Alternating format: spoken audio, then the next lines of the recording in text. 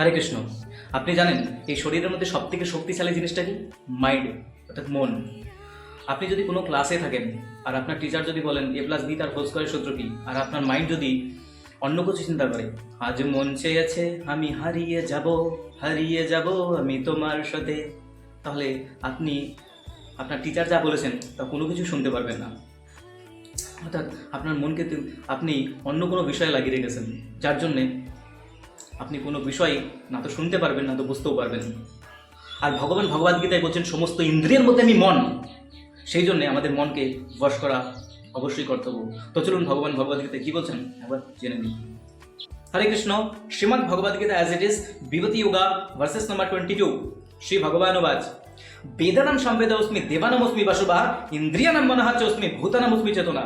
পরমেশ্বর ভগবান শ্রীকৃষ্ণ বলেন, সমস্ত বেদের মধ্যে আমি সামবেদ, সমস্ত দেবতাদের মধ্যে আমি ইন্দ্র, সমস্ত ইন্দ্রিয়ের মধ্যে আমি মন, সমস্ত প্রাণীদের মধ্যে আমি চেতনা।